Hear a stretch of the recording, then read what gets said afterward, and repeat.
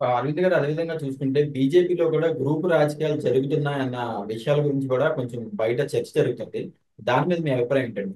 అవన్నీ waste మాటలండి. Bharatiya Janata party అంటే ఒక సంస్థాగత క్రమశిక్షణ కలిగిన పార్టీ. ఒపీనియన్ డిఫరెంట్ ఉండొచ్చు కానీ మేమంతా కాషాయం జెండా కార్యకర్తలం. కాషాయం జెండా కొరకై మేము పోరాటం చేస్తాం. మా దాంట్లో గ్రూపులు అనేది అస్సలు ఉండవు. ఇది కాంగ్రెస్ పార్టీ లేక కాదు మాది. మాది ఒక క్రమశిక్షణ కలిగిన పార్టీ. పార్టీ ఎవరికి ఏం లేని ఒక కార్యకర్తను కూడా తీసుకొచ్చి అధ్యక్షుడిగా చేసినా కూడా మా రాష్ట్ర అధ్యక్షుడు ఇప్పుడున్న కిషన్ రెడ్డి గారు కానీ, బండి సంజయ్ గారు కానీ, ఈటల రాజేందర్ గారు కానీ, ధర్మపురి అరవింద్ గారు కానీ, రాజా సింగ్ గారు కానీ తప్పకుండా అతని నేతృత్వంలో పనిచేస్తాం. సో మాకు పార్టీ క్రమశిక్షణ కలిగిన పార్టీ. మాకు గ్రూపులు ఉండవు, గ్రూపు విభేదాలు ఉండవు.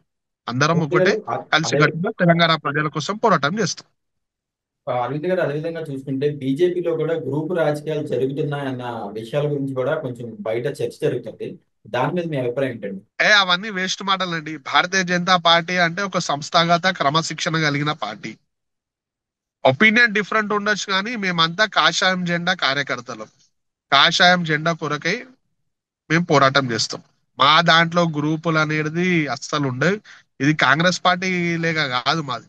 మాది ఒక క్రమశిక్షణ కలిగిన పార్టీ. పార్టీ ఎవరికి ఏం లేని ఒక కార్యకర్తను కూడా తీసుకొచ్చి అధ్యక్షుడిగా చేసినా కూడా మా రాష్ట్ర అధ్యక్షుడు ఇప్పుడున్న కిషన్ రెడ్డి గారు కానీ, బండి సంజయ్ గారు కానీ, ఈటల రాజేందర్ గారు కానీ, ధర్మపురి అరవింద్ గారు కానీ, రాజా సింగ్ గారు కానీ తప్పకుండా అతని నేతృత్వంలో పనిచేస్తాం. సో మాకు పార్టీ క్రమశిక్షణ కలిగిన పార్టీ. మాకు గ్రూపులు ఉండవు, గ్రూపు విభేదాలు ఉండవు. అందరం మూర్తి ఒకటే గారు కలిసికట్టుగా తెలంగాణ ప్రజల కోసం పోరాటం చేస్తాం.